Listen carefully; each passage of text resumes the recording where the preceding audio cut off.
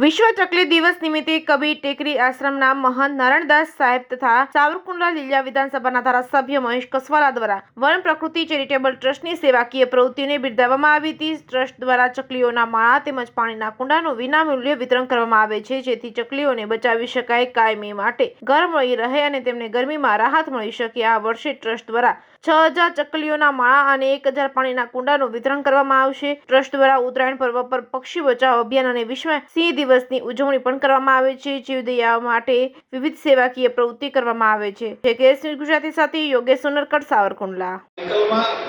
પ્રકૃતિ બહુ જ મહત્વનો ભાગ ભજવે છે। માનવ જીવન પણ બિલકુલ પ્રકૃતિને આધારિત છે।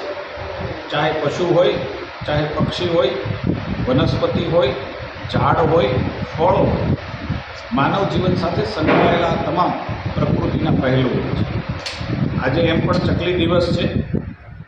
કાળો ઉનાળો આવી રહ્યો છે, ગરમીનું પ્રમાણ પણ એકાએક વધ્યું છે, ત્યારે હું સૌ નગરજનોને વિનંતી કરું છું કે પોતાના ફળિયામાં, પોતાના ઘરે ચકલીઓને બચાવવા, ક્યાંક નાના પક્ષીઓને બચાવવા, આ પ્રકારનું વન પ્રકૃતિ ચેરિટેબલ ટ્રસ્ટ સાવરકુંડલા દ્વારા જે પ્રકારનું બોક્સ બનાવવામાં આવ્યું છે, આ બોક્સનો ઉપયોગ કરી ચકલીઓ જે નાનું જીવ છે, ખૂબ પ્યારું લાગે, નિર્દોષ જીવ છે, એને બચાવવાનો પ્રયાસ કરીએ, પ્રકૃતિની શોભા છે।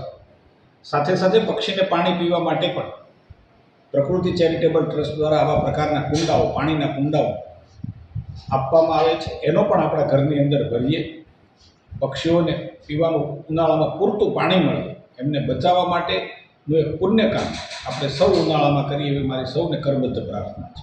હું મહંત શ્રી નારાયણદાસ સાહેબ, કબીર ટેકરી, સાવરકુંડલા।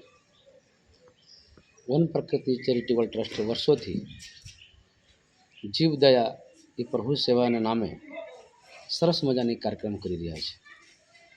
જંગલોમાં, વનોમાં, ઘરમાં જ્યાં ત્યાં ઉનાળામાં ત્યારે બહુ તકલીફ પડે છે પાણીના, એટલે વન પ્રકૃતિ ચેરિટેબલ ટ્રસ્ટ કુંડા વિતરણ और પક્ષીઓને રહેવા માટે ઘરની વ્યવસ્થા કરે છે।